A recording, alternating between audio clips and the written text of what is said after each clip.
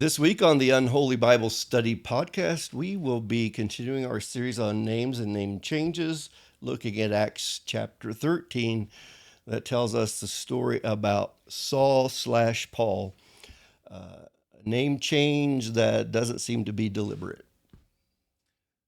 My name's Evan. And I'm Scott. We're both Baptist pastors, and this is our podcast about the Bible. But you don't have to worry, because we're not trying to save your souls. We won't be telling you what to believe or how to behave, and we promise never to invite you to church. We just like to talk about the Bible, what it actually says, where it probably came from, and how it's been understood, or not, by different people in different times and places. This is your warning, though, especially if you are or have been a person of faith. For our purposes, the Bible is not a sacred text. During this podcast, we treat the Bible more or less like any other book. While you're here, there's nothing you have to believe, there are no beliefs you can't question, and there are no questions you can't ask.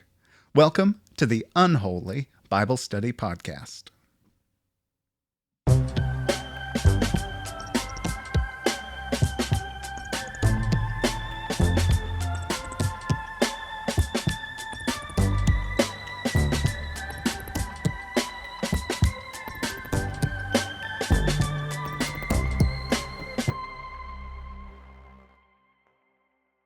So today we are talking more, or I guess continuing to talk about the Apostle Paul.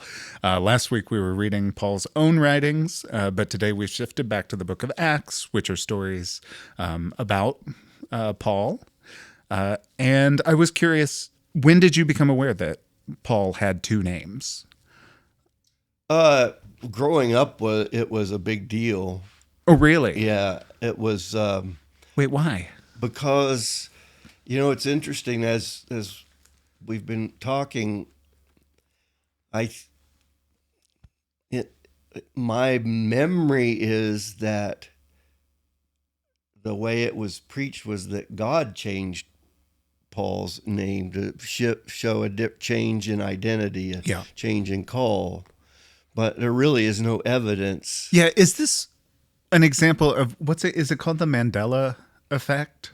Where like a bunch of people have a collective memory of a thing that never happens. Mm-hmm. I think this is one of the best biblical examples. Because I had the same impression, I think, growing up, that I don't remember the idea that Paul's name was changed, that God changed Paul's name, but I had the sense that there was like a decisive moment when a man who was named Saul became another man entirely with a new name, or like his life changed so dramatically that he needed a new name to go with it, which fits into like, that's a pattern in other biblical stories, but that's not actually what happens in the book of Acts. Right, yes. So would that have actually have been preached? Oh, yeah. It was,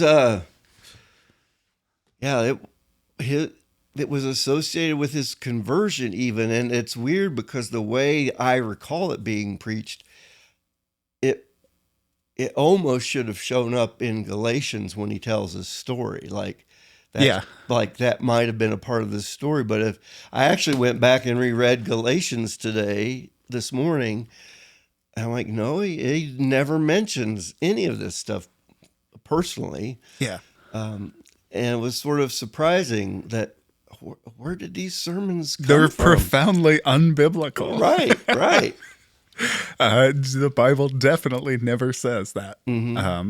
So we're continuing our mini-series on names, and we've looked at other characters from the Bible who have more than one name, or whose name is changed, often at a significant moment in their lives.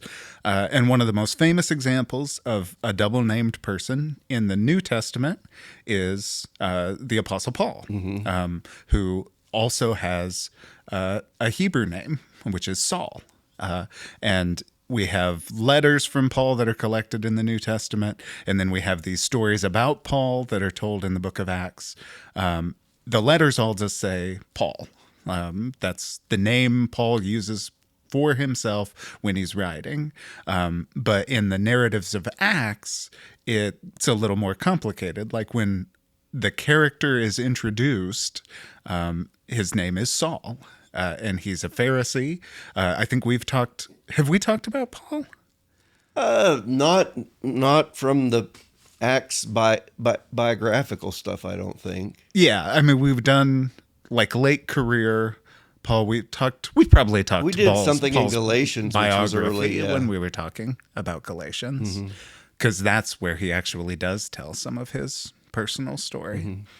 But in the New Testament, he's introduced as Saul, a Pharisee who becomes one of the most zealous persecutors of the early church. Until he's converted, he has this dramatic experience. He has a vision of Jesus calling to him, and becomes one of the most zealous Christian missionaries.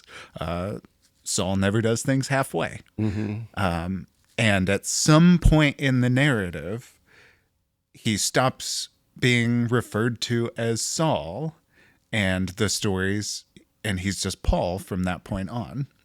But it's not the conversion moment. No, and it's is this an invention by Luke or whoever assembled Acts? Is it a literary device? Yeah. Or is there some historical truth that Paul used to be? Yeah, that he actually did change but names he doesn't at some talk point. about it himself, but it was a known thing. Who knows? But yeah. But in this chapter, it seems awfully, I mean, it is very connected to this.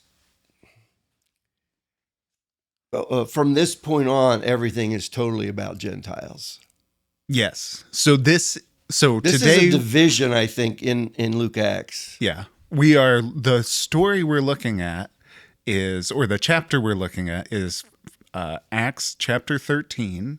And it's it doesn't feel like nothing really, really dramatic happens in it. And yet it does feel like a decisive turning point in the narrative. Like a new chapter almost. Yeah. And it is, I mean, it's about halfway through the book. And the book is structured kind of, the second half of Acts is very different from the first half. Like the first half of the book is about the origins of the early church and the way these Jewish followers of Jesus become this new community and have been persecuted. Yeah, Peter is by far the main character of those first few chapters. And then it's kind of shifting as we read Acts 13 and the story continues from there. The rest of the book is more about Paul's missionary journeys, and other characters are featured as well, but they're traveling all over the place. And the focus shifts from Jerusalem to kind of the rest of the Gentile world around the Mediterranean. This is decisively when Saul becomes Paul, but it just happens without anybody remarking on it. Yeah. Like when the chapter starts, the character's name is Saul, and then there's just one line, and it's, where is it? It's verse 9. Mm-hmm. It says, but Saul, who was also called Paul, says something, is talking to another character. And that's the last freaking time in the book he's referred to as Saul. Like he is Paul from that moment on. And it's like it feels like we're telling a whole different story. Saul, who is also called Paul. And now that's what we're going to call him. And from here on, that will be... There's no comment at all. No comment. Like no reason. Like, but it's clearly not accidental, or it's clearly intentionally put there in this place. Yeah, it's like the center of gravity is shifting from the Jewish world of Jerusalem to the Gentile world of the rest of the story. So Saul is a Hebrew name, and one of the things I always think is curious when we think about biblical names is like, well, we have our English translations or English transliterations of these ancient names. Did you ever have a moment where you realized, like, the name I call people, this is not what their names were. Like, this is not how their names sounded. Like, the name I've always heard is not how somebody would have referred to Paul on the street. Were you aware of that from a young age, do you think about that at all? Clarify. What do you mean that? Like, so I'm thinking, yeah, good. I'm not sure that made any sense. The name Saul is not how a Jewish person would pronounce that name. Yeah. And Sha'al. definitely wouldn't have pronounced it It that would have way been Sha'al. in the biblical period. Yeah. Or Shaul, Sha'ul. right? Okay, yeah. Maybe. I don't know. I'm It means not prayer, a native or ask or pray. Hebrew speaker. But like, Well, and they would have use different letters. They would have been speaking Aramaic, not Hebrew. So Oh, yeah, it would, good point. It would have been sounded even more different than the Hebrew. Yeah, that's a good point. And we don't even know the pronunciation. I don't know what the pronunciation would have been. And Paul isn't a Greek name. Like Paul is the English version of Paul's Greek name, which would have been Paulos. Yeah. So I always think, I think the last episode in this series is going to be on the name of Jesus, which is, I think, the most interesting example, because we hear people talk all about like the name of Jesus and how much power there is in it, and I always imagine Jesus be like, who is that? That's not my name. Well, no it's one interesting. has ever called me that. It's interesting. I mean, this is a little bit different track, but growing up, guide me, thou, O great Jehovah. Jehovah is the name of God. Right. I grew up, and that's the way it is in the King James. Yeah. And it wasn't, I don't remember when I learned this, but Jehovah is the Vulgate's attempt to pronounce the name of God. Yeah. But because Hebrew doesn't supply vowels, Right. you don't necessarily know how it's pronounced, but in Hebrew, when the Masoretes put vowels in with points and marks above and below, diacritical marks, they put the vowels for the name of God, Yahweh, or however it would have been pronounced. No, the vowels for Adonai, right? No, It's that's the right. They had the They had you're right. I think we've talked about some of this. Yeah, they had the vowels for Yahweh, but they supplied they had the consonants, for Yahweh, the name of God, but the vowels are Adonai, right? Which means Lord or and Master. So the Vulgate tried to pronounce it. Yeah. So Jehovah is literally the consonants for one name mashup with the vowels for another. It's a mashup name. It's not. And it's not, the consonants and vowels don't follow the rules of biblical Hebrew. So it's it's literally an unpronounceable word in the Hebrew text. Yeah. And I just, how we look at biblical names and are weird. What we think about that, here's the other thing, I think of like Native American names, running deer. Yeah. Okay. And when you think in the actual context of a Native American community, when you spoke to that person named Running Deer, what that person heard if you said that person's name would be Running Deer. It's not a name that needs to be interpreted. It's just that's their name. Yeah. Or I think I know what you Jeremiah, mean. That is which such a different way of thinking about names. Zedekiah, righteous king, or the righteousness of God. We don't use names that way. Our names have meaning, but we don't. But I think it's partly because all the names we use in English, most of the proper names we use in English are derived from a name in some other language. So they're so far removed from like the original meaning. Like I think almost all of the names we used are derived from something else. Jesus, we have the name Joshua, right? Yeah. That's the name of Jesus, but that's the English pronunciation of Yeshua. Yes. And we have this idea that Jesus is this really super sacred name. Yeah. And you don't ever name anybody else Jesus unless you're Hispanic. But there's like and you four can call, others in the there's Bible. Jesus, but Yeah. it's just this weird how we think about names. And Well, and I think I was thinking about like the first time you watch like a film that was made in some other country or like a subtitled film, and like, have you ever had that moment? Maybe this is unique to me, where like I can see the character's name in the subtitles and I know how I would pronounce it. And at some point in the movie, I realized like I would be pronouncing it wrong. Like it just sounds so much different. My accent in any other language is so thick and so conditioned by English that like the way I say someone's name would be almost unrecognizable to them. And I was thinking about that a little bit with names like Saul and Paul, which are very anglicized ways of saying these ancient names that would have sounded really different when somebody was just shouting at Paul on the street. one thing that I did think about the name Paul itself, and whether Paul made a conscious choice to be referred to as Paul rather than Saul at some point in his life, we don't really know for certain. But his Greek name just means little or tiny, right? And then you think about the way he talks about himself. I was an apostle born out of time, right? Yeah. Or I'm the least among the apostles. I don't even deserve to be called an apostle.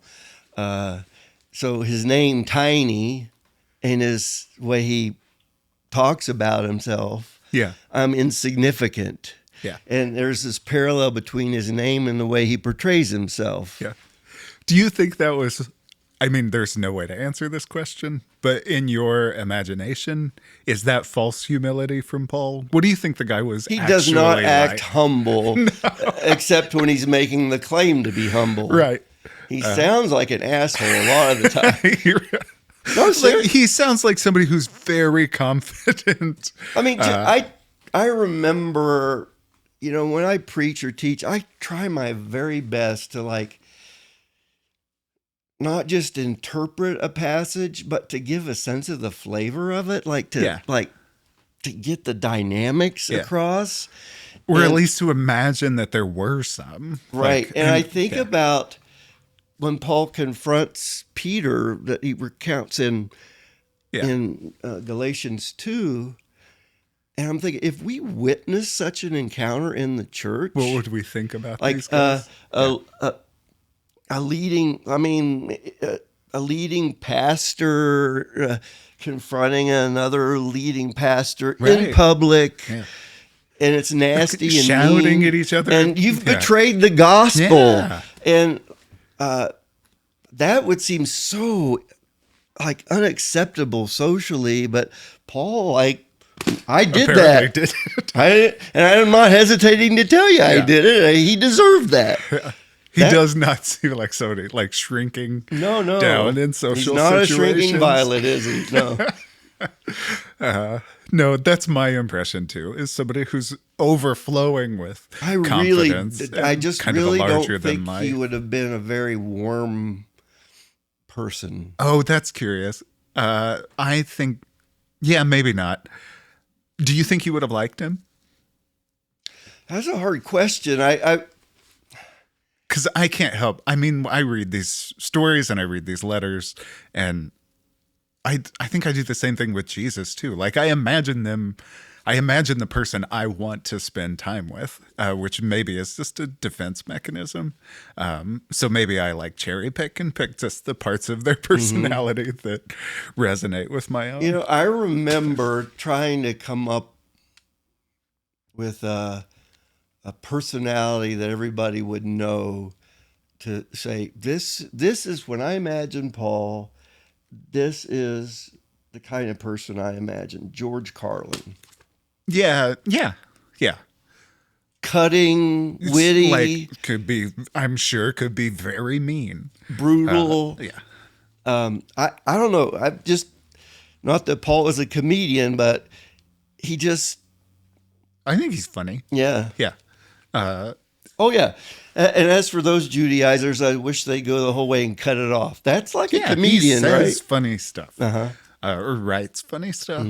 Not in the Book of Acts, but in his actual Yeah, letters. biting sarcasm is one of his gifts. Yeah. So I imagine this guy who's very prickly, who is arrogant, but kind of knows it and is like at least knows how to be self-effacing in some moments, or recognizes that these are not the most flattering qualities. But then again, But then on the other sorry. side, how would he be so successful if when he goes to these different? No, he's got to be a charismatic dude. Like, this story does not make any sense. No matter what he says, like, the story does not work if he is not a charismatic presence who inspires people and tells these stories, frames this message in a way that people want to be a part of it.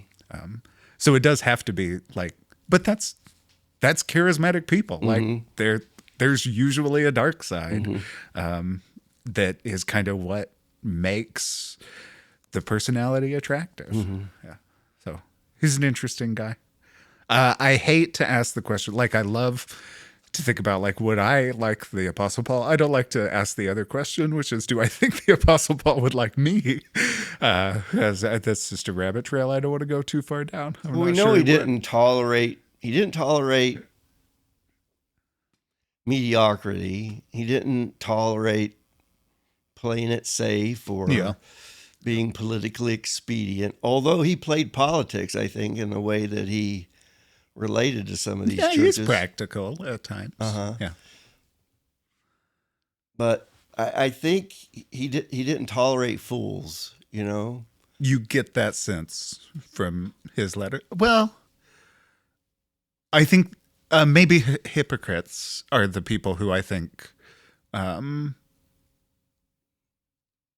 get like the worst end of Paul. It's anybody who is saying one thing or doing another, or claiming to believe one thing and then not living it out. Those seem to be like Paul's meanest comments always have to do with integrity, I think.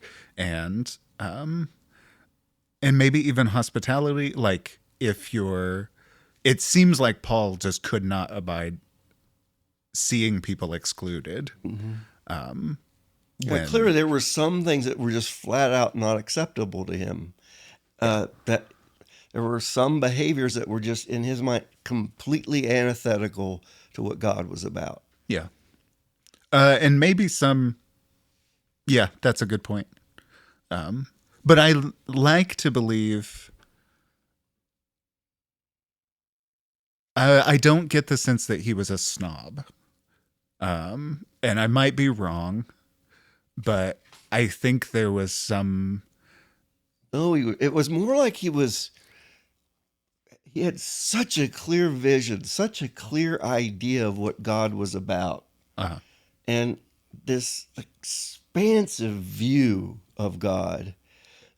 I think we talked about this last time, that in Paul, God was not a parochial God. He wasn't. It was a God that just embraced all. Yeah. And he could not tolerate anything that reduced God to anything less than that. Although there are times in his letters where Paul writes like a traditional religious moralist, like people, like his sin lists and stuff. Yeah, like that. his lists of behaviors you shouldn't engage in, and like literally the things you shouldn't do. Paul's lists feel, in some ways, well, no, I'd say they feel like really traditional, really conservative. Like, these are just the ideas that everybody always has about, like, what it means to be a nice religious person. Like, don't swear, don't drink, don't sleep around. So it feels like there are maybe two poles, or like Paul theologically does seem to have this incredibly expansive, creative idea about what God is doing. But then when it comes to, okay, what does sin actually look like, or how is a Christian supposed to live? All of a sudden, Paul is indistinguishable from every Pharisee who came before him. Yeah, I see that. Like, that's the part of Paul I'm not sure I would enjoy. The way I'm thinking is he usually is making this comparison between works of the flesh and works of the spirit, right? What Yep. what the I don't know. I've always seen this whole idea of the flesh as just our animal instincts, our reptilian brain, and this is the trajectory of the reptilian brain. It leads to this kind of behavior. Avoid that kind of behavior. Yeah, I think you're right, and I think that framework might be what I'm rejecting or kind of rebelling against when it surfaces in Paul, because he explicitly talks about like the flesh versus the spirit, the body versus the soul, that's a whole that would be we'll have to come back to that at some point because that's not, those distinctions aren't meaningful to me. I don't see him as a moralist. I mean, I don't think it's part of his theological, intellectual package. I think I would agree, like, the Paul I treasure, the moralism is on the fringe. Like, it's almost a concession to, like, yes, we have to look good. Like, we have to be reasonable if anybody is going to take us seriously. So don't do things that are going to make this community look bad. But I can't tell for sure. So I want to say that that's not central to who Paul is. But I'm not sure I can justify that. Like, I can't be sure about that. He might have been a moralist who just happened to have some creative ideas about God. But back to what I have liked him, or would he have liked me? That's a more interesting question. I like to think he would like me because I get aggravated a lot. In my years of being a pastor, a kindred spirit. Sure. I constantly was aggravated with people. Yeah. And constantly having to check this instinct to like, oh, come on, you know? Yeah. I just was not a very patient pastor. Yeah. And I do think that sense of like frustration with the church does feel characteristic of Paul. And then whenever I would meet a pastor who was like just so warm and fuzzy, and he loved his people so much, or her, but loved her people, this pastor that just oozed that care and nurture. I'm like, how do you do that? I can't even fake it. Yeah. Is that the difference? So another character in this chapter is Barnabas, the encourager. Literally, his name means he's the encourager, and you even have stories in the book of Acts about.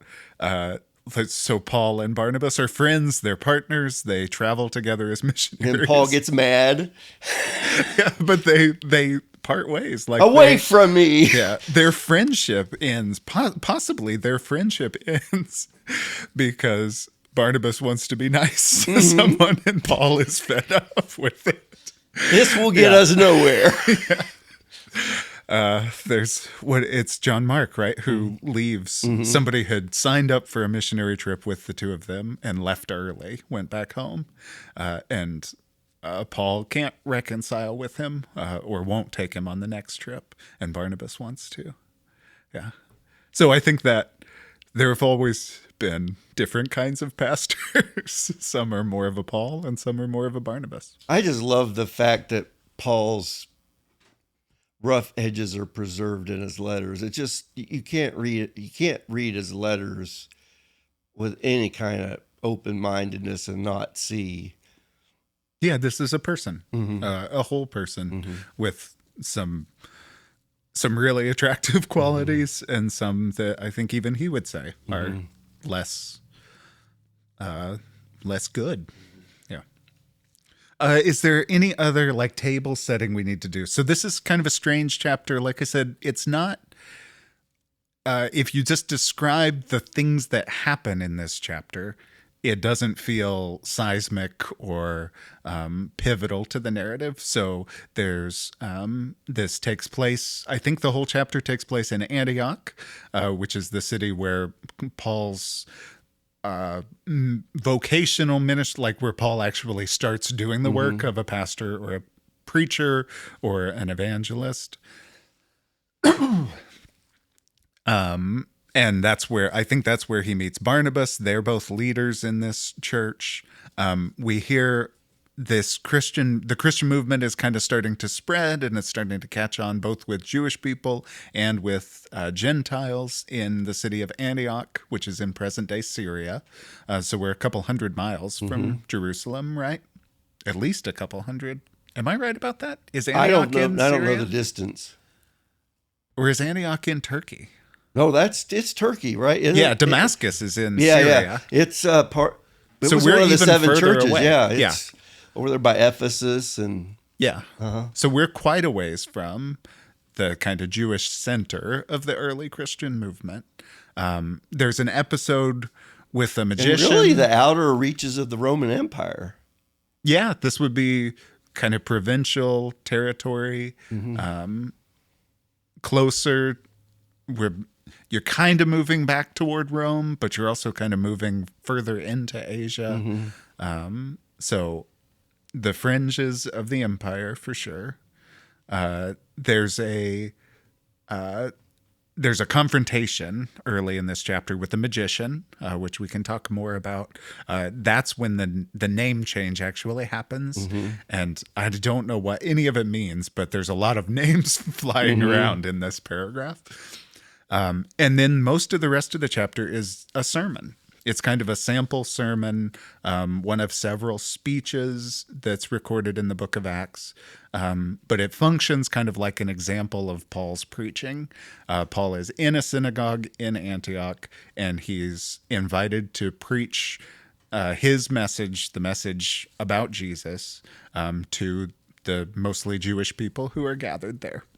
And it's not really long, like compared to a sermon you would hear in a church today. It's not especially long, but it is a sustained block of, like, this is supposedly a speech Paul gave. We do have an account of a very long sermon that Paul preached.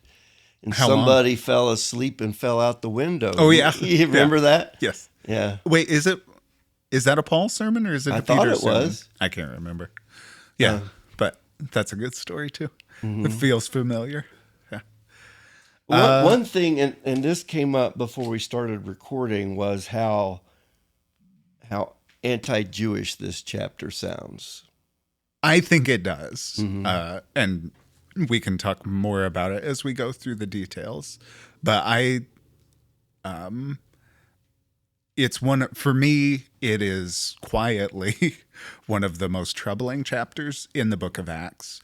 Not because of anything it explicitly says, but because of what it suggests. And I think intentionally, like I think the narrative is, I think the thrust of the narrative is anti-Jewish. It kind of, we talked about it, it is a pivot point in the narrative where up until now we've been centered in Jewish communities, and this has been a move. Christianity was just a movement within Judaism. But in this chapter, it starts to shift. And after this point, it becomes possible in this narrative to talk about Jewish people and Christians as if they are totally separate groups. Were you noticing those things as you read it? It didn't strike me until you mentioned it to me before we started recording.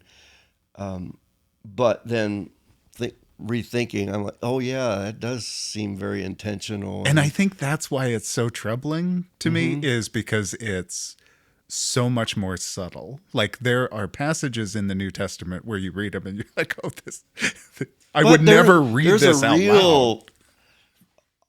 Hot, fiery, anti-Jewish feel to Stephen's sermon earlier. Right. Yeah. You know, you Jews murdered Jesus. I mean, that's pretty damning language. So I think, like, somehow subtly, I don't think this is, like, I think this is a defensible take. Like, the book of Acts is one of the most anti-Jewish books in the New Testament, and it's not often enough recognized how kind of insidious some of these narratives are. And that's just the whole history of the church, anti-Judaism in the history of the church has for a long time been a concern of mine. I've always get distressed when I'm teaching, and this has happened often when somebody will just like so self-assured say, well, you know, Jews need to accept Jesus as their Lord and Savior, or they're going to go to hell, or they're not saved. And that's anti-Jewish thinking. It's and you almost can't reconcile it with Orthodox Christian theology. Like at some point you get, just like the Apostle Paul does, at some point you get to a crux where it's like, if God could ever reject God's chosen people, then nobody can trust God. But that is deeply rooted, at least in the evangelical church. Well, I mean, my goodness, look at how Hitler was justified by anti-Jewish theology of the leading Christian scholars, right? Yeah, I think it's kind of the what's the word for it? And it's not just evangelical Christians that have done this. Like, this is the thread that runs through Christianity from the earliest days. It has had terrible, violent effects in almost every era you can imagine. And yet it doesn't fit. Like, it is a perversion of what I would call good, consistent Christian theology. And yet it's been more prevalent than anything else. So we've always been bad Christians. If your way of thinking is you have to accept Jesus to be saved, and that holds true for Jews as well, I mean, it just shows how warped our theological traditions can be. Yeah, and they often go unexamined. Churches are notoriously not self-reflective. Just they assume, you know, the corporate ethos is we're right, you know, we've got the truth. And sometimes that's very ugly. Yeah. And I think that's what I mean when I talk about how troubling this passage is, because you could read it and not really think about the implications, or not even notice, or you could read it and say, like, there's nothing here that's offensive or anti-Jewish or troubling. And that makes it more like what's happening is almost under the surface, and yet it powerfully shapes the way you think about this movement. Anyway, we can talk more. Yeah. We can look at examples I do think, in a minute. You know, for whatever reason that Paul went by Paul, whether he ever went by Saul or not, the fact that he uses his Greek name, I think, fits with what his call, his passion, and his mission is. I think that if he introduces himself, I mean, I don't know, you know, in that point in history, if a Jew would have been visually distinctive from. Yeah, that's a good question. I mean, you know, did Paul look Jewish? Yeah, or what did that even mean? But in the first century, you know, if his name's Paul, if he goes to a town, are they going to think, oh, this is rabbi. I think Yeah. I don't think they would have seen him as that. I don't think he would have come across as Yeah, I don't Jewish, know. but he was deeply Jewish. Yeah. Never let go is what that meant to him. I think the most misunderstood thing about Paul, I think, is how passionately he wanted to keep this all as one thing. Yeah. That he could not fathom why this Why it was division was splintering. happening. Yeah. It was all part of Why one. people are putting walls back up when they've been taken down. Yeah. I think you're right. I don't. There's plenty. I'm sure there's plenty that we can blame Paul for in the Christian movement, including the misogyny that has also run like a thread through the entire movement, and which Paul might not be totally to blame for, but definitely shares some responsibility in his authentic letters. But I don't think you can.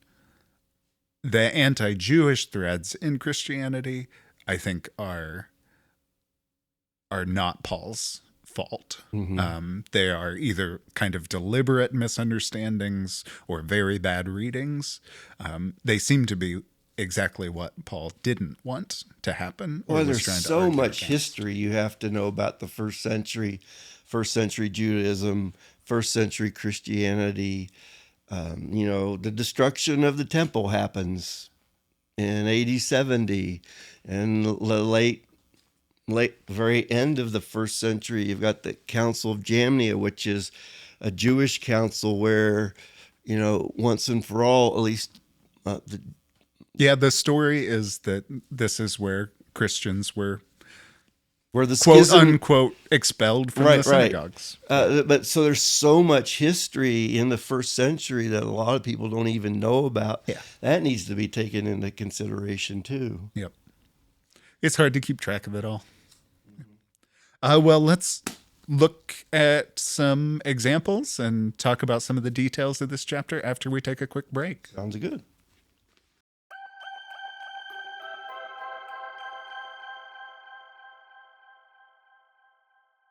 All right, we are back. Take it or leave it. Acts 13. Where do you stand on this one? I'm going to leave it. It's just not important to me. Yeah, that's kind of where I am. I actively leave it because I do think the implications are really troubling. I think you can't avoid the anti-Jewish thrust of this chapter. To be quite honest, and there's nothing here I care about. There's not much in Acts that's important to me. I totally agree. Yeah, I appreciate Acts 1 and 2, and that's about as far as it goes for me. Yeah, the Pentecost story is pretty good. There's fun stuff in the book of Acts, but not a lot that lives close to the heart of my. Through it, I don't think I ever taught it. It just was never something that inspired me. Well, we're unanimous. We can get rid of this one. Okay. Yeah. Let me go ahead and tear it. No. Our Bibles are getting a little bit shorter as we go through this, aren't they? Is there anything you want to talk about or a place you want to start? Should we start at the beginning, or is there something that's really interesting here? Let's do the name change. Okay. Let's talk about that episode because there's a lot of weird stuff happening there, and I can't make sense out of any of it. So the idea, and I think I said this was at Antioch, but it's not. This is on a journey. So Paul and Barnabas have already been sent out or commissioned, they're starting their missionary work. And this might be their first missionary trip. This might be Paul's first missionary trip. Is that right? Yeah, it would be. Because it's the first time he's mentioned. Yeah. So they're sent off. Made it to Antioch. We have kind of an indeterminate period where Paul is training, learning. He drops off the grid for a little while after his conversion, and then he comes back as a missionary. So they're on this missionary journey, and they have a confrontation with it says a Jewish false prophet and this magician. Is on Cyprus. Yes. Yeah. Yeah. So there's a Gentile ruler or leader who wants to know more about Jesus, but there's like this magician in the community who is denouncing Paul and Barnabas. He's saying, don't listen to them. Now, what's interesting to me is that the magician's name is Jesus, or Bar Jesus. Mm-hmm. So it's the son of Jesus. And there's the ruler's name is Paul. Sergius Paulus. Yeah. So you've got doubled characters all over the place. You've got a Jesus in this passage, and you've got this Sergius Paulus is intelligent. That's what it says. Yeah, he's a smart guy. Yeah, and wants to know more about Jesus, like a smart person would. And this is where it says, and then Saul, who also goes by Paul, denounces the magician and strikes him blind, right? So you've also got the narratives doubled, where Saul has been blinded, and then come to see again. But then you have this episode here where somebody else is struck blind, who is denouncing Jesus, except this person's also named Jesus. Do you make anything out of this? What is going on? It doesn't feel It doesn't feel accidental when we got all these name doublets. Yeah. But it also doesn't mean anything. Yeah, it isn't. I wouldn't even know how to go about tackling, like, making sense of it. I can't imagine what is there to go on in doing the interpretive work here to figure. Why do you think the writer of Acts, Luke or whoever, includes this episode? Like, does it accomplish anything? Like, we assume this writer had heard all these other stories about the early church and about Paul's life. Like, this is somebody who is writing a long literary work. So he would have been collecting stories. They would have been reading anything else that was written down about Paul or the early Christian movement. Like, I'm trying to imagine, is this a story? Like, did this come to him orally? As just like a story somebody told? Let me just read this section. So this is verse 6, the last part of it. There they met a Jewish sorcerer and false prophet named Bar Jesus, who was an attendant of the proconsul Sergius Paulus, who was smart, who was an intelligent man. He sent for Barnabas and Paul because he wanted to hear the word of God.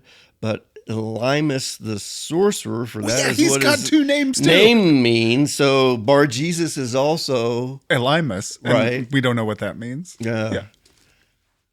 So and then you have Saul, who was also called Paul. Yeah. It's like everybody's got another name. It's like a Shakespeare play, right? But it's like there's no plot. Like, which Saul, which Paul? Yeah. Wait, Elymas. Who's the smart guy? Yeah. Is it Paul? Was Paul smart? Yeah. Were there two smart Pauls? Yeah. And then I think it's either the same language or similar language when Bar Jesus is struck blind. Like, it's like the mist is around him. He has to be led around by the hand. Like, I think some of those phrases are used when Paul is blind too. So it's wow, right? It feels like intentional, but there's like nothing. But it also just feels random. I mean, I think it's one of the weirdest things. It feels like, okay, is this a foreshadowing of something? Is this a subtle retelling, or is it it is really bizarre. Yeah. I mean, especially... Or is it just a story Luke heard and thought, well, there's got to be something here. I don't know. I don't know what this means. Paul is blinded. Yeah. And then Paul returns the favor, Yeah. right? Yeah. Yeah. So, yeah, I don't know.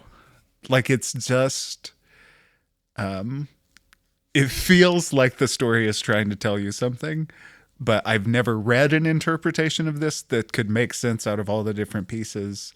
And I don't think I've ever even seen a commentary of Acts that I thought was worthy of putting on my shelf. I just feel, I'm serious. I remember. It's gotta be one of the meanest things we've ever said. We didn't say it. I said it. I mean, I think you just took the crown. Oh, no. I mean, haven't you like been looking for a commentary and you're like, I do not. Is there a decent one? I do not have a commentary on Acts that I especially like. Yeah. I don't know. But it's a hard book. I wouldn't want to try to write one because I think it would be nearly impossible. Like, I'm not sure there's sense to be made out of this, even though I think it's kind I'm of trying to think where you story. would start, like just using like the basic principles of interpretation that I learned. I wouldn't know where to start on that little episode. The names. Okay, yeah, we've got all these names, but this guy is not a son of Jesus. Like, and so maybe there's a historical kernel here. Like, maybe the names don't mean anything. Like, maybe those were just the names of the people, just common names. Or, yeah, but the way they're when you put them whose in name a was also book, whose name was also who was intelligent, who was blinded. There's too Luke much. writes with intention. Usually writes with intention. But usually the meanings aren't quite so opaque as this. So maybe somebody knows. Maybe we just haven't found the interpretation that unlocks this puzzle, and somebody can tell us someday what we missed. It's very strange. The names being double. What it does do is immediately calls attention to the names, and the idea that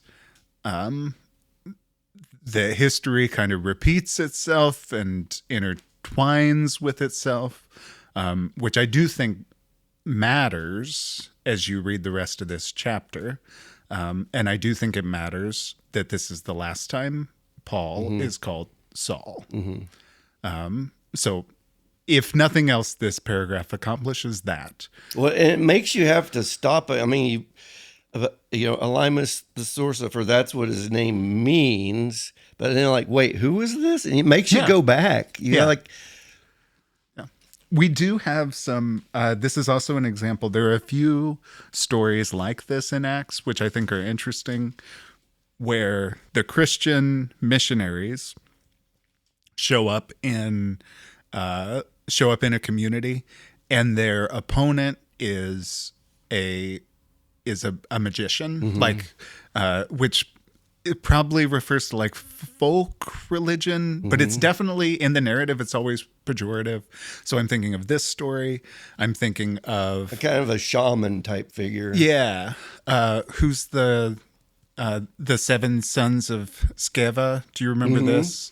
Who are also magicians, Simon Magus, right? Simon Magus, the young woman, the girl who tells fortunes, the slave girl. Yeah. So there's like their opponent is Paul casts out the like folk religion. Yep. So it's always pejorative. Like this is a low form of spirituality or religiosity. It's transactional. These are people who are charging money for like healing, for luck, for curses. Like this is a fairly traditional way to think about religion. And yet in Acts it's presented like that's the opponent. That's the those are the spiritual forces the Christians are trying to free people from. And I do think that's interesting. There's like, I think you could call what Jesus does, like Jesus is doing something similar, right? Like you read the stories about Jesus and the word magician is never used. But what else do you call somebody who comes to town and does miracles and heals people. So I think I'm interested in the way these actions are characterized negatively in the book of Acts, even though these people might have been doing something very similar to what Jesus was doing in the gospel narratives. Does that make any sense? Yeah, well, as you're reflecting on this, I mean, even Paul kind of does some showy in the book of Acts, he does. Magic kind of stuff. Peter definitely does. Yeah. Huh. I mean, even here, it's like, I mean, where does it say Paul was able to strike somebody blind? Did Paul know he had that ability? Oh, I think I'm going to strike you blind. Yeah, you're a magician, but I'm a prophet. But we're doing exactly the same thing. I think there's something weird. Again, it's one of the reasons the book of Acts doesn't really do it for me. I've never tried to make somebody blind, so I don't know if I have that gift or not. But maybe someday you'll need to. It might come in handy. Yeah. That's a strange story, kind of a hard one to make sense out of. And then their travels continue, and it's kind of establishing a pattern for how, at least the story Acts tells is of these Christian missionaries moving through these communities, and people are really curious to hear what they have to say. Like, they're not usually met with antagonism right off.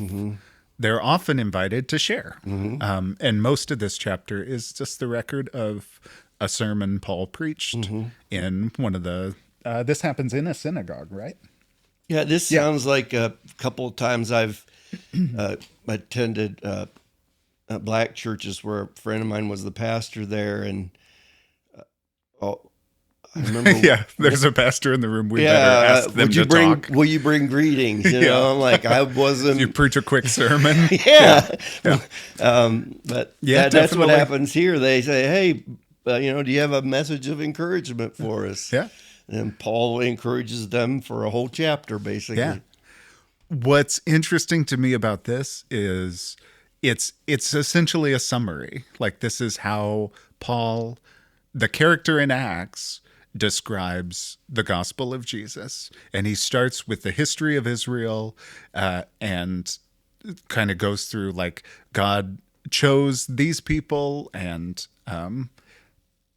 you can't like, what Paul is doing is summarizing thousands of years of tradition, but he kind of goes through different characters and never totally says, like, he eventually gets to Jesus and the fact that God had raised Jesus from the dead and saved everyone from sin. Paul really doesn't say what sins we're being saved from or what it means to be saved from sin, but that's the summary of the gospel in Acts. What I started to say was, Paul, the writer, never talks like this. Like, if this is really how Paul thought about the gospel of Jesus, don't you think he would have written it down this way in one of his letters? And he decidedly does not. So I'm immediately skeptical. I mean, that the Apostle Paul ever said this. A lot of his theological arguments are rooted in the Hebrew scriptures, but and in not Abraham, like this. We have the idea that this starts with Abraham, and that's where the good news begins, which I do think is a Pauline idea. But I mean, you could compare this to Stephen's sermon, a few chapters before this. It feels very similar. Yeah, it's like, this is Luke's summary of the gospel, not Paul's. And I doubt Luke heard this, actually. I mean, that this wasn't, Luke was not a witness to this event, so you wonder where he gets the material. Yeah, and this would have been a device in ancient biographies. Like, it would have been very common to make up a speech. If you were writing a biography or a history, you would have a famous character. You would write a speech for them to say, which would summarize their key points. But that's a very different thing than actually historical fiction is what we call that. Yeah, you could call it that. Yeah. And it can be helpful and might be accurate, but it's very different than saying, like, there are people who would treat this like like the words of Paul. Like Acts says Paul said it this way, so that must be true. I don't think even the first people who read this book would necessarily have thought that these were Paul's words preserved verbatim. They would have recognized that in a story like this, somebody's going to make a speech. And Luke made up the speech because he wrote this story down. And it's to the best of Luke's ability. This is what Paul would have said. So let me ask you a question. Yeah. There is this anti-Jewish flavor to this, but there is a tension in it. It does acknowledge that God's purpose with Israel was to be a light to the Gentiles. That's mentioned directly in this chapter. Yes. Yeah. That and whatever is going on, the failure is a failure to embrace Gentiles, and it's a struggle that Paul is fighting as well, right? Right. He's combating this tension between Judaism, Jewish Christians, and Gentiles. So I mean, I don't know if it's like straight up anti-Jewish, but it certainly preserves this dynamic that was going on. This very fluid time is. Yeah. Yeah. And I think what Paul's summary of the gospel is that God chose Abraham and Abraham's descendants, the Jewish people, to carry the message of salvation to the rest of the world. And they didn't. They haven't. They're not doing it right now. And so God is moving on. I'm not sure Paul doesn't say it quite that way in the sermon, but I do think that's the suggestion. Like, I'm looking at kind of after his sermon, some people listen and respond, and other people hear Paul's sermon and they reject it. Like, they are angry at him, they respond badly. And so in verse 46, you have like a couple days later, maybe a week later, people have been responding to this message that they brought. And Paul and Barnabas say, "It was necessary that the word of God should be spoken first to you. Since you reject it and judge yourself to be unworthy of eternal life, we are now turning to the Gentiles." And I think that's the moment for me where the subtext becomes text, and what was kind of felt becomes totally clear. Like, what Paul is saying is God is, if you reject the teaching of Jesus, then God is rejecting you, and you might not get another chance. There's an interesting little phrase here in 48 that it popped out when I was reading this. And all who were appointed for eternal life believed. Isn't that an odd little Calvinistic blip? I never noticed that before. Yeah. I wonder how that fits in with this. That is really interesting. Is this whole thing divine providence? Is God engineering this whole, God choosing? Well, that fits fairly comfortably within the tradition, right? That,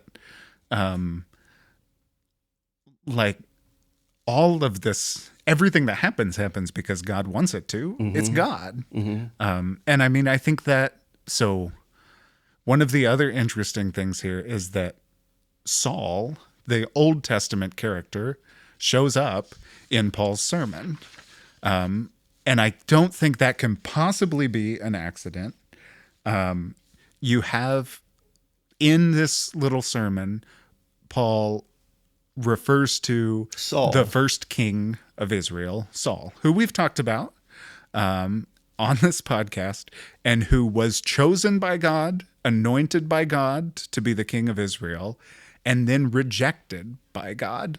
But it wasn't God's ultimate plan. It was a kind of a concession. It was a concession, but God anoints Saul. Like Saul is supposedly is supposed to be the king, and God chooses him and then goes back on the choice in the story. But God told him it wasn't going to work out. This is not a good plan. I'll let you do it. Yes. This is a horrible plan. And it was. Like, it did not work out. Right. So, like, I do think, I don't like it, but I think this chapter is completely fascinating, where you have Saul, the New Testament character, essentially laying aside his Hebrew name, his Jewish name, and from now on, he'll be referred to by his Greek name. At the same time, he's preaching a sermon about how God might choose someone, but if you don't keep choosing God, like, God's choice might be revoked. Like, you might get passed over for the next choice. Or God just may have decided ahead of time those who were appointed for eternal life believed. Some people didn't even. But that's part of the story, right? Like, they didn't reject it. It's just they weren't chosen. Even in the Samuel narratives, Saul, it's like it's like the Exodus narratives. Like, Pharaoh keeps the people in bondage because God hardens Pharaoh's heart. And you have the same idea in the Samuel narratives. Like, Saul is crazy because God is tormenting him. Like, Saul is doing all these bad things because God's making him do it, because God has already chosen David, and that's what's preordained. So you've got, like, these complicated webs where everything is happening because God said it should happen, and yet people are still responsible for their choices. And unless you aren't, unless God, when it's convenient for God, unless God circumvents your choice, right? Yeah, you're responsible for the choice God made you make, which is not fair. Anyway, which is hyper Calvinism in my mind. It is, and most Christians, double predestination. Most of the Christians, of all the Christians who've ever lived, most of them believed that free will was an illusion and that things happen because God say they happen, which is a point of view I'm fairly sympathetic to, because I think we emphasize, it's a little bit interesting how modern science, and neuroscience especially, has continued to question the idea of free will. That we think of ourselves as, like, self-actualizing beings, and yet most of what we do is conditioned by our biology or by our social setting, and we don't really make that many choices for ourselves. Anyway, this sermon is crazy. Yeah, it is. It's the more I look at it, the more bizarre it seems, actually. Yeah.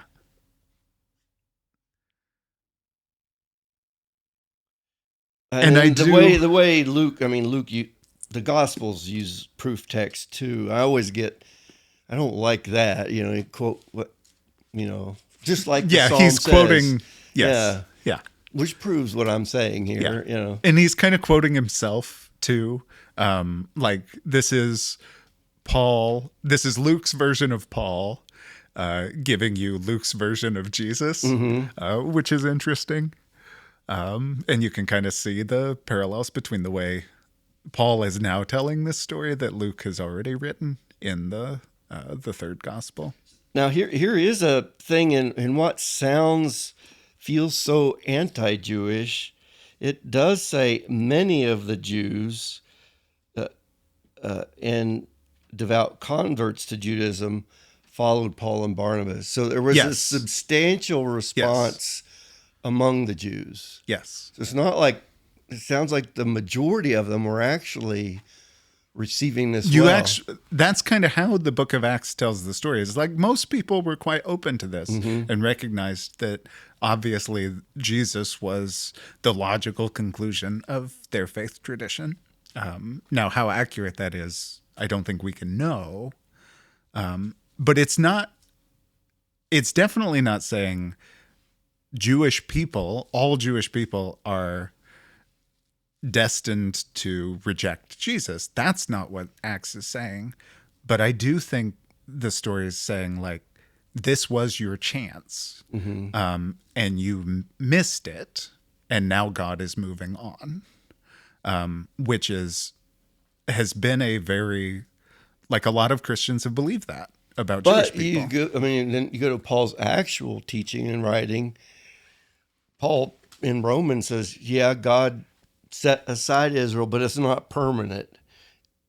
It's temporary so that all these Gentiles can come in. And once all the Gentiles are in, then God's going to like fix everything. And in the end, all of Israel will be saved. Yes. Yeah. So it's weird, right? I think Paul would say, the real Paul would say that God's choice is irrevocable. Like once God has chosen. He says that God's promises are irrevocable. And once God's made the promise, it stands forever. That's not what Paul says in Acts. No. In Acts, Paul says God's promise is very revocable if you don't listen. And that's troubling. Like, that doesn't fit within Jewish theology.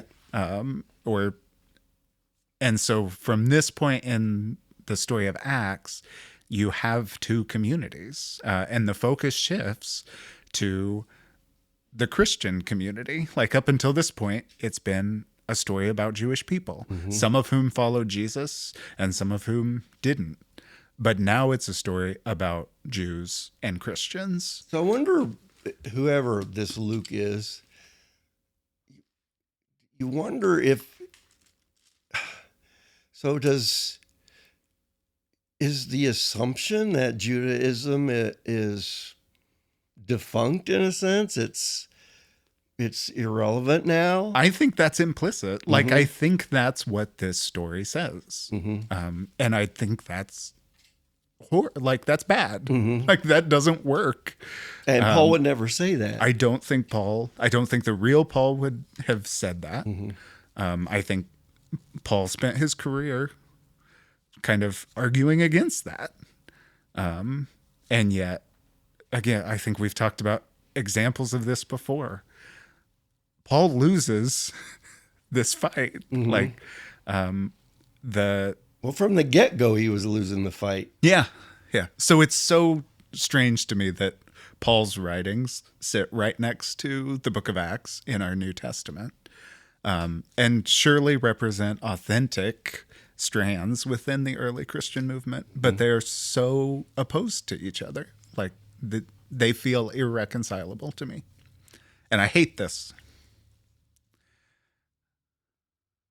Yeah, there's way more in here than I, at first reading, a lot of this stuff didn't. No, it's subtle. Like, you could read it and not once you like slow down with the names, it almost sounds like a Laurel and Hardy or Who's on First kind of a thing. Get really confusing. I mean, yeah. Oh, and I don't know what to do with this, but the last line of this chapter, did you notice it? So it's probably the most explicit in verse 50. In verse 50, it literally says, "So the Jews incited the devout women of high standing and the leading men of the city and stirred up persecution against Paul and Barnabas and drove them out of the region." So you have this, again, this is a pattern through the book of Acts, is the Christian missionaries show up, they share their good news. Some people respond to it, but usually often the powerful people right, recognize it. You have to really, I think it's important to highlight when it says, but the Jews incited, this was not the masses. This wasn't the people. This was officials. Yes, I think that's the implicit. Jewish Yeah. officials did this. Yeah. But Official clarity Judaism would help. Right. Like, I mean, it's like this is not a helpful way to say it, The church Luke. excommunicated Copernicus or Galileo. Yeah. I mean, yeah, you can't blame that on right. every Christian who Right. was part of the church right Right. then. I think you're totally right that this is about the leaders of the synagogue.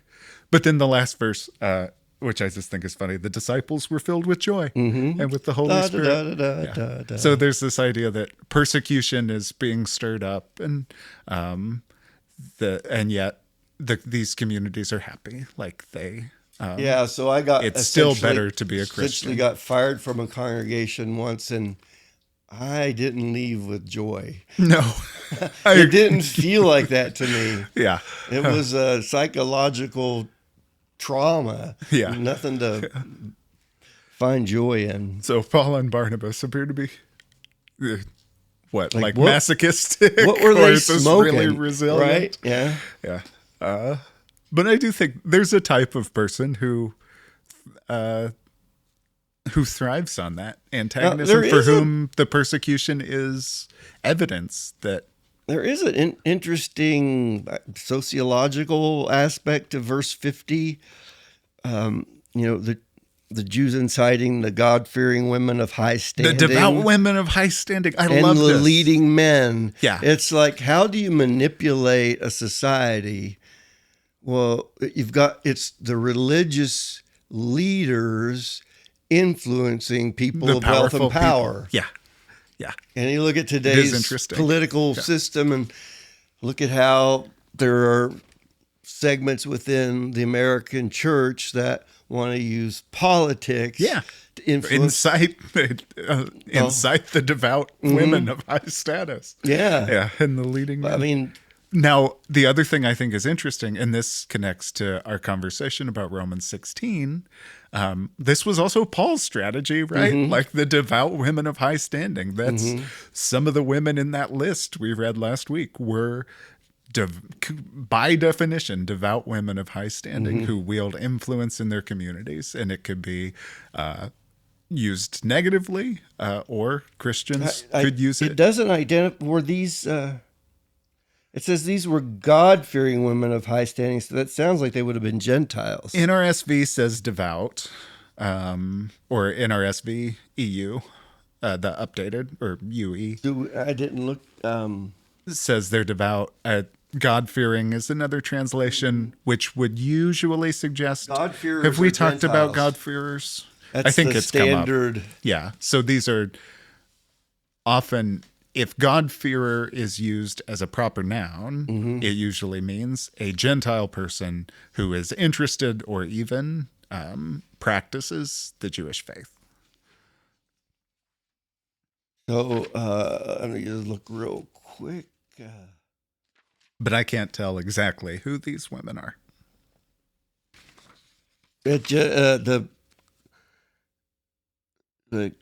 Greek word is pious, or worshiping. Uh-huh. The worshiping women, the pious women. Yeah. So That doesn't sound Jewish. It sounds like they're Gentile women. yes, I would read that as exactly. Well, they're what in it Antioch. sounds like these are in Antioch. Like you wouldn't. And leading Pious men wouldn't of the city. necessarily mean. It's of the city. So the Like leading, these would just be good, like people, respected people. These are In Antioch. pious people who fear the gods, probably fear the gods rather than fear God, but who are trying to be good citizens. religious manipulation, Yeah, political ends. the tale as old as time. Well, is there anything else you're interested in here? Anything else we've missed, glossed over, or forgotten? I'm sure Well, the conversation could go on. Before the joy, they do shake the dust off their feet. Yes, which is calls back to Jesus. This is what Jesus tells people to do, and what Jesus tells people to expect. That's what I mean when I say like, it's almost a self-fulfilling prophecy. Like you go somewhere, you tell people something that's offensive to their sensibilities. They get mad, and you think their anger is confirmation that you were right. This is exactly what I expected. They didn't to listen. be able to do that, to shake the dust off of your feet from a situation like that, that shows some well-developed psychological strength, doesn't it? Like, Or just absolute callousness. Like either they don't care, which I think you could make a case for that as well. Like either they're the most healthy guys in the world, or they really don't care about their people's souls. Yeah. But yeah, it's there are several allusions back to the words of Jesus or the stories of Jesus.